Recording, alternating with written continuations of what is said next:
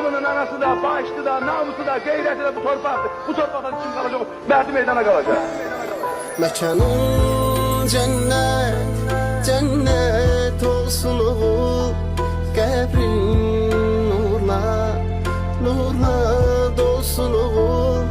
Mekanın cennet, cennet olsun oğul.